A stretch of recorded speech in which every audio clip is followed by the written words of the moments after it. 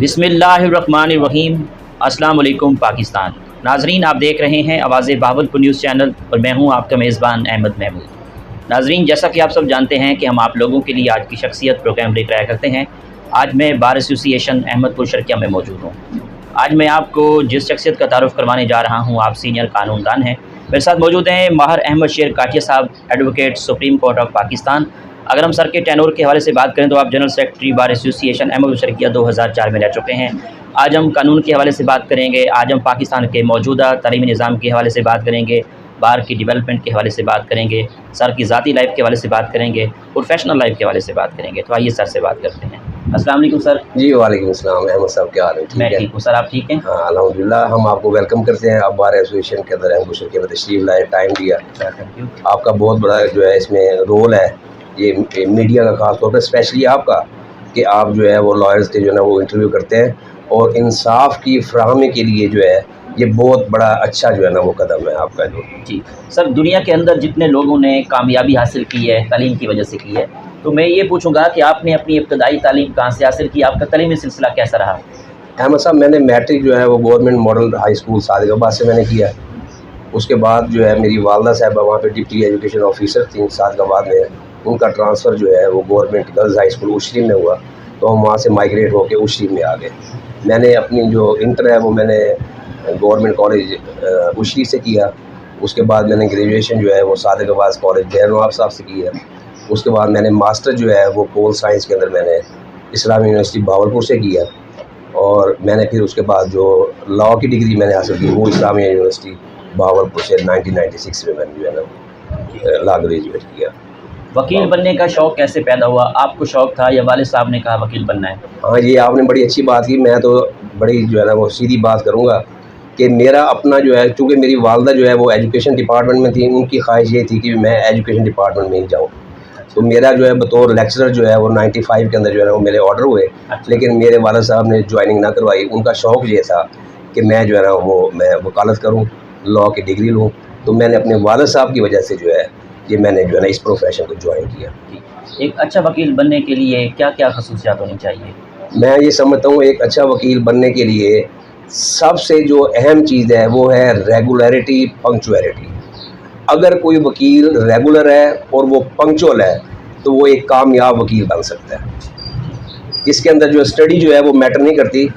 उसकी रीज़न ये है कि जिस वक्त आप प्रॉपर टाइम देंगे वकालत को, इस प्रोफेशन को प्रॉपर टाइम देंगे, तो आप एक अच्छे और कामयाब वकील बन सकते हैं। और मेरी जो कामयाबी है उसका राज यही है। वकील मुआशरे की इस्लाह के लिए क्या किरदार अदा कर सकता है? हाँ, आपने अहमद साहब बड़ा अच्छा ये क्वेश्चन किया कि मुआशरे की इस्लाह के लिए एक वकील अहम किरदार इस तरह अदा कर सकता है कि एक लॉयर जो है उसका सारा दिन जो उसकी टाइमिंग है, जो कोर्ट टाइमिंग है, उसमें लोगों के साथ उसका वक्त गुजरता है, उन क्लाइंट्स के साथ वक्त गुजरता है जिनके जो है ना वो मामलात हैं। उस लॉयर को जो है वो अच्छी तरह जो है वो मौका मिलता है कि लोगों के क्या मसले मसाइल हैं। तो मेरी इसके अंदर जो है वो ये है कि भी मुआशरे के अंदर जो है वो अच्छा किरदार इस तरह अदा किया जा सकता है कि अगर हम लोगों को सही गाइड करें, सही रास्ते पे चलने के लिए सही उनको सुजेशंस दें, तो मैं ये कहता हूँ कि ये जो माशरती मामलात, हम बेसिकली जो है ना एक बड़े ही बैकवर्ड एरिया से ताल्लुक़ रखते हैं, यहाँ पे इलिटरेट लोगों की तादाद बहुत ज़्यादा है।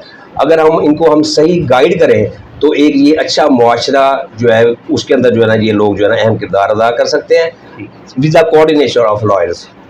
आप किस तरह के केस हैंडल करते हैं? जी, मैं क्रिमिनल जो है ना वो केसेस जो है ना वो मैं हैंडल करता हूँ।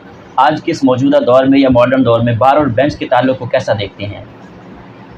हाँ, ये एक मैक्सिम बना हुआ है कि जो बार और बेंच है वो जो है ना जिस तरह गाड़ी है और वो उसके जो है ना दो पहिए हैं, ये जो है ना ये इकट्ठे साइमल्टेनियसली जो है ना ये दोनों चलते हैं।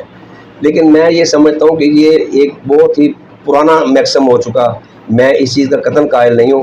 वो रीज़न ये है कि जिस वक्त ये अपना जुडिशरी के अंदर, बेंच के अंदर सियासत पॉलिटिक्स इन्वॉल्व हुई है, ये बार और बेंच का ताल्लुक जो है वो ख़त्म हो चुका है।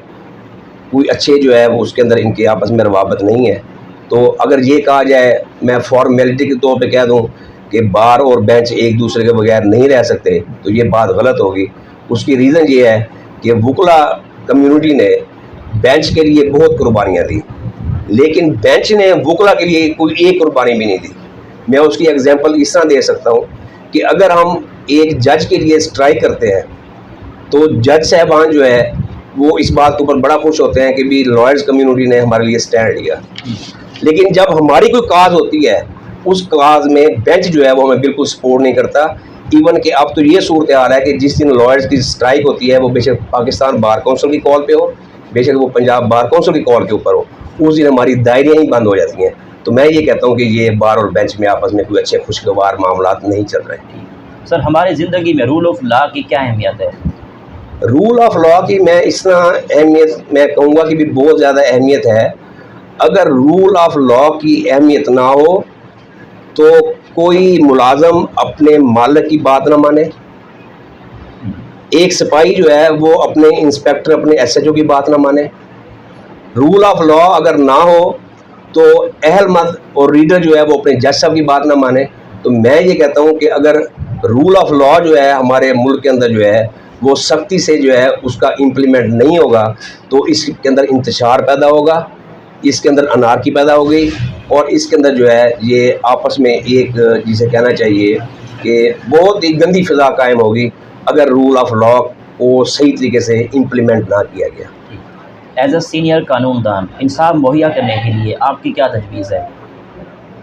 हाँ, मैं ये कहूँगा कि इंसाफ मुहैया करने के लिए सबसे अहम किरदार तो मैं ये समझता हूँ कि भी लॉयर्स कम्युनिटी का है, लेकिन अगर हम अपने क्लाइंट्स को जो हमारे पास आते हैं हम उनको सही गाइड करें। दूसरी उसके अंदर इम्पॉर्टेंट बात यह है कि जो फ्रीवलेस लिटिगेशन है, जो हम सिर्फ़ और सिर्फ अपने जो है वो जेब भरने के लिए वकला साहबान जो है ना वो करते हैं, अगर हम जो है ना ये फ्रीवलेस लिटिगेशन को ख़त्म कर दें, हम अपना एहतसाब खुद अपने ऑफिस के अंदर बैठ के करें कि हम ये जो है इसका ये केस जो है इसको हमने फ़ाइल करना है, इसको फाइट करना है, नहीं करना, तो जिस वक्त इसके अंदर जज अदालतों के अंदर जो फ्रीवलेस लिटिगेशन है, झूठे केस हैं, ये ख़त्म हो जाएंगे तो इंसाफ जो है वो आपको जो है वो मिलता नज़र आएगा।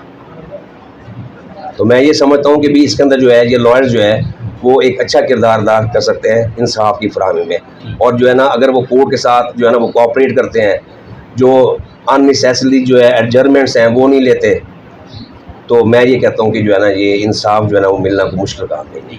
सुप्रीम कोर्ट का वकील बनने के लिए क्या क्या शराइत हैं? अहमद साहब, सुप्रीम कोर्ट के लिए पहले तो 2012 के अंदर जो है ना वो मैं अपना मेंबर बना सुप्रीम कोर्ट बार एसोसिएशन का, मुझे लाइसेंस मिला। उस वक्त 10 साल जो है एक्सपीरियंस और 50 केसेस, जिसके अंदर कुछ रिपोर्टेड केसेस भी 20 की थी रेशो कि वो रिपोर्टेड जजमेंट्स जो है ना वो अगर होंगी तो वो एलिजिबल है। तो फर्स्ट ऑफ ऑल जो है वो हाई कोर्ट फिटनेस सर्टिफिकेट देती है। आफ्टर फिटनेस सर्टिफिकेट वो हमें फिर रेफ़र किया जाता है सुप्रीम कोर्ट में, और उसके बाद वहाँ से इंटरव्यू होने के बाद जो है ना वो फिर हम एलिजिबल होते हैं सुप्रीम कोर्ट में पेश होने के लिए। लेकिन बाद में कुछ अर्से के बाद वो यंग लॉयर्स को जो है अकोमोडेट करने के लिए ये 10 साल से कम करके जो है उसकी जो है ना वो 7 साल जो है ना उसका हाई कोर्ट की प्रैक्टिस जो है ना उसको रखा गया, और केसेस की थोड़ी सी रेशो को भी कम किया गया। सर, हाई कोर्ट और सुप्रीम कोर्ट के जजेस की जो तैनाती का तरीकाकार है वो किस तरह होना चाहिए? As a supreme court of Pakistan आपकी क्या तजवीज़ है? अहमद साहब, मैं ये कहूँगा कि ये हाई कोर्ट के अंदर जजेस की एलिवेशन के लिए और सुप्रीम कोर्ट में जजेस की एलिवेशन के लिए अगर इसके अंदर पॉलिटिक्स जो इन्वॉल्व हुई है, मैं उसकी एग्जांपल इस तरह दे सकता हूँ कि जनरल जो है ना वो टेंडेंसी ये है कि एक जज का बेटा जो है वही जो है ना वो जज बन सकता है, कोई और जो है कॉम्पिटेंट बंदा जज नहीं बन सकता। तो मैं ये गुजारिश करूँगा कि अगर जो है हम मेरिट को जो है ना वो मद्देनज़र रखें, जो सुप्रीम जुडिशल काउंसिल बनी हुई है वो बिल्कुल सही बनी हुई है।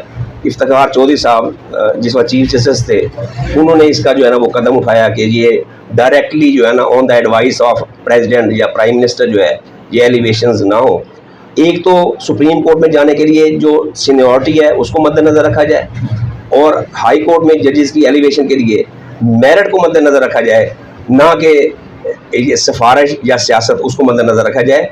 उसकी काबिलियत को मद्देनज़र ज़रूर रखा जाए वकील की, उसकी बेशक उसका कोई बैकग्राउंड है या नहीं है, तो मैं ये समझता हूँ तो फिर जो है ना अगर ये मेरिट के ऊपर जो है ना अगर ये भर्तियाँ होंगी तो फिर जो है ना आपको इंसाफ भी होता नज़र आएगा और जो है ना ये मुल्क के हालात भी जो है ना वो दुरुस्त होते नज़र आएंगे।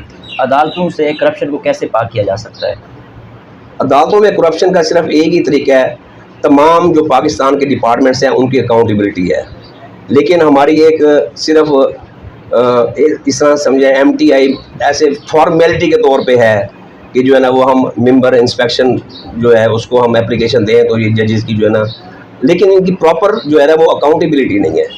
मेरी इसके अंदर जो है ना वो सुजेशन ये है कि जिस तरह हाई कोर्ट की जजेस के एलिवेशन के लिए सुप्रीम जुडिशल काउंसिल जो है ना वो बनाई गई है, इसी तरह इनकी अकाउंटेबिलिटी के लिए भी कमीशन होना चाहिए और इनको अगर कोई इसमें कोई जज जो है ना वो करप्शन में इन्वॉल्व पाया जाता है उसको सख्त सज़ा मिलनी चाहिए और उसके अंदर लॉयर्स कम्युनिटी का भी मेंबर को जो है उसको साथ उस कमेटी में एसोसिएट करना चाहिए। उसकी रीज़न ये है कि अगर आप लॉयर मेंबर को उस कमीशन के अंदर शामिल करेंगे तो सही गाइडलाइन मिल सकती है कि ये जो करप्शन जो है वो किस वजह से हो रही है और जो है ना उसके क्या जो है उसकी जो है ना वो पनिशमेंट जो है ना वो होनी चाहिए। अगर लॉयर को अंदर आप एसोसिएट नहीं करेंगे उस कमीशन के अंदर तो किसी भी जो करप्शन है, करप्शन के अंदर कोई जज इन्वॉल्व है, करप्शन के अंदर कोई उस जज का जो स्टाफ है उसका जो है ना कोई मेंबर इन्वॉल्व है, तो इस तरीके से जो है वो उनकी निशानदेही नहीं हो सकती जब तक जो है वो कमीशन जो है ना उसकी जो है ना उसको ना बनाया जाए। हाई कोर्ट और सुप्रीम कोर्ट में कितने केस पेंडिंग है और इस पेंडेंसी को कैसे ख़त्म किया जा सकता है? जी, ये मैं गुजारिश करूँ, मैंने पहले भी ये बात की थी कि जो हमारी जो फ्रीवुलस लिटिगेशन है प्लस जो कॉन्स्टिट्यूशनल अननेसेसरली कॉन्स्टिट्यूशन पिटीशन जो सियासतदानों की आपस में इख्तलाफात की वजह से ये फाइल होती हैं, तो ज़्यादा मैं ये समझता हूँ चूँकि हाई कोर्ट में और सुप्रीम कोर्ट में कॉन्स्टिट्यूशनल वर्क ज़्यादा होता है, उनको इसके ऊपर टाइम ज़्यादा कंज्यूम करना पड़ता है जो फ्रीवुलस लिटिगेशन और ये सियासतदानों के आपस में जो मामलात हैं उनके केसों को निपटाने के लिए जो एक्चुअल केस है, एक्चुअल केस जो है वो पेंडिंग रह जाते हैं। और मैं एक गुजारिश करूं, मैं क्रिमिनल लॉयर हूं, मुल्ज़मान की सज़ाएं पूरी हो जाती हैं लेकिन उनकी अपील जो है वो बाहर आ जाता है सज़ा पूरी करके, लेकिन उसकी अपील अभी तक पेंडिंग होती है। ये रीज़न सिर्फ उसकी यही है कि हमें फ्रीवुलस लिटिगेशन को ख़त्म करना पड़ेगा और ये जो गैर ज़रूरी जो ये पिटीशंस जो है ना फाइल होती हैं उसका तदारुक करना पड़ेगा। ठीक, आपकी नज़र में कामयाबी क्या है? मेरी नज़र में कामयाबी जो है वो ये है कि आप नेक नियति के साथ, ईमानदारी के साथ आप काम करें, उसका रिज़ल्ट कुछ भी हो, उसका रिज़ल्ट आप ये समझते हैं कि भी ये जो है ना मैं इस तरह इस सिनेरियो के अंदर बात करूँगा कि मैंने एक केस मैंने फाइट किया, मैंने उसके ऊपर मेहनत नहीं की, मैंने काम नहीं किया और केस मैंने लूज़ कर दिया, तो मैं ये कहूँगा कि जो है ना ये कामयाबी ना मिलना ये मेरी जो है ना अदम तवज्जुही की वजह से हुई है, मेरी जो है वो मेहनत ना करने की वजह से हुई है। अगर मैंने मेहनत की है, मैंने फ़ाइट की है और मुझे कामयाबी नहीं मिली तो उसे ये नहीं कहा जा सकता ये कामयाबी नहीं है। तो मेरी इसमें गुजारिश यही है कि भी अगर आप नेक नियति के साथ कोई भी काम करें ये कामयाबी है। आपकी इस कामयाबी के सफ़र में दोस्तों का, असातिज़ा का, वालिदैन का कितना साथ रहा? जी, मेरे साथ मेरे जो वालिदैन हैं, मेरे वालिद साहब की 2015 में डेथ हुई। मैंने अपने वालिद साहब ने मुझे वकील बनाने को प्रायोरिटी दी, मैंने उनके मिशन को मैंने जारी रखा, मैंने मेहनत की। मेरे वालिद साहब की 2015 में डेथ हुई। मैं ये कहता हूँ मेरी वालदा जो है ना वो हयात है, उनकी दुआएं मेरे साथ हैं। मेरे वालिदैन की सबसे पहले मैं ये गुजारिश करूँगा, मेरे वालिदैन की दुआएं मुझ पे ठंडी छाँव की तरह साया फगन रहीं और अब भी मेरे ऊपर मेरी वालदा की दुआएं साया फगन है। उन्हीं की दुआओं की वजह से, उन्हीं की मोहब्बतों की वजह से जो है मैं आज इस मुकाम के ऊपर हूँ। और इसके साथ मेरे दोस्तों ने भी मेरे साथ कोऑपरेट किया, मुझे गाइड किया। उसकी मैं एग्जांपल इस तरह दे सकता हूँ कि मैं सुप्रीम कोर्ट के लाइसेंस लेने के लिए मैं डिले कर रहा था, तो मुझे एक दोस्त ने जो है ना वो मशवरा दिया कि आपको जो है ना आपके केसेस की जो है ना वो तादाद, आप मैच्योर हैं सुप्रीम कोर्ट में अप्लाई करने के लिए तो आप अप्लाई करें। तो मैंने उनके कहने के ऊपर मैंने अप्लाई किया और मैं सुप्रीम कोर्ट में फर्स्ट टाइम में मैं जो है ना लाइसेंस मेरा मिला मुझे। तो मैं ये गुजारिश करूँगा कि भी मेरे दोस्तों की, मेरी वालिदैन की, ये उन्हीं की जो है ना दुआओं मोहब्बतों का नतीजा है कि मैं इस मुकाम पर पहुँचा। पाकिस्तान के मौजूदा तालीमी निज़ाम के बारे में एज़ अ कानूनदान क्या तबसरा है आपका? हाँ, बतौर कानूनदान मैं ये कहूँगा कि पाकिस्तानी तालीमी निज़ाम निसाब ठीक होगा, सब कुछ ठीक होगा, लेकिन बात ये है कि ये यहाँ पे कंसेप्चुअल जो एजुकेशन सिस्टम है, जब तक वो नहीं आएगा बच्चा परवान नहीं चढ़ेगा। हमारे पास जो तालीमी निज़ाम है, रट्टा सिस्टम है, बच्चों के कॉन्सेप्ट क्लियर नहीं है। जब तक कॉन्सेप्ट क्लियर नहीं होंगे, मैं ये कहता हूँ कि भी इंटरनेशनल लॉ जो है, अगर आप इंटरनेशनल लेवल की एजुकेशन की बात करें तो वहाँ पे स्टडी का मेयार बहुत डिफरेंट है। जहाँ पे एक बच्चा है वो डीजी खां बोर्ड में जो है ना वो जाता है, वहाँ पे जो है ना वो पढ़ता है, वहाँ पे जो है ना वो रट्टा सिस्टम है, नंबर ज़्यादा लेते हैं, वहीं के जो है ना वो पीसीएस ऑफिसर भी वहीं से बनते हैं, ठीक है, आर्मी के अंदर भी वहीं पे चले जाते हैं। लेकिन जो है जो कंसेप्चुअल जो एजुकेशन वाला बच्चा है वो पीछे रह जाता है। तो मैं ये कहूँगा कि ये इसको कंसेप्चुअल जो है ना वो एजुकेशन सिस्टम को जो अगर आगे लेके आएंगे तो ये पाकिस्तान का तालीमी निज़ाम दुरुस्त हो सकता है।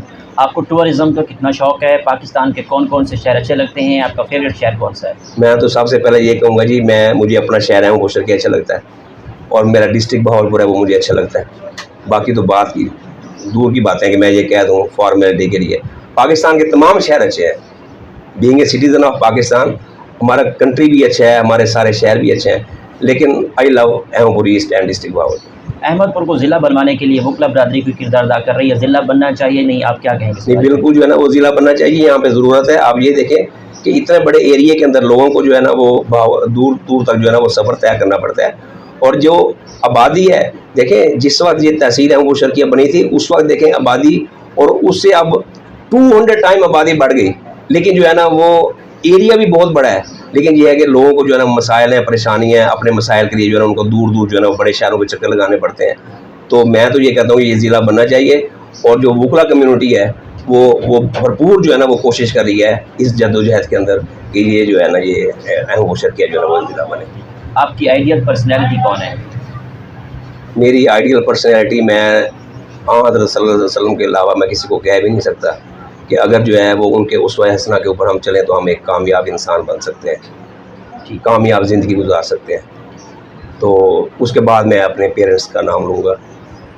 तो ये जो है ना नबी पाक सल्लल्लाहु अलैहि वसल्लम जो है, तो वो मेरी आइडियल पर्सनैलिटी है। आखिर में सुनने वालों को, देखने वालों को, वकला बरादरी को एज ए सीनियर कानूनदान advocate supreme court of Pakistan, आपका क्या पैगाम है? मैं जो यंग लॉयर्स हैं उनको भी कहूँगा, मैं जो लोग हैं जो हमारे पास आते हैं उनसे भी ये कहूँगा, पहले तो मैं यंग लॉयर्स से ये कहूँगा कि मेहनत करें, रेगुलरिटी को अपनाएं, और दूसरा जो लोग आते हैं उनको मशवरा दें। अगर कोई गलत जो है ना वो रास्ते पे चल रहा है, हम बहुत अहम किरदार अदा कर सकते हैं, हम ये मशवरा दे के उनकी इज़्ज़तें बचा सकते हैं, उनके जो है ना घरों के जो मसले हैं उनको दूर हम कर सकते हैं। क्योंकि हमारे पास यहाँ पे लिटरेसी रेट बहुत कम है। अगर हम कंपैरिजन जो है वो अपने अहमदपुर शर्किया को बड़े शहरों लाइक एज़ कराची, इस्लामाबाद, लाहौर से करें तो यहाँ पे हमारे पास जो लिटिगेशन है वो बहुत ज़्यादा है, और वो लिटिगेशन जो है वो ज़्यादा है, यहाँ पे जो है वो क्रूरल्टी और ये फैमिली डिस्प्यूट्स जो है वो बहुत ज़्यादा है।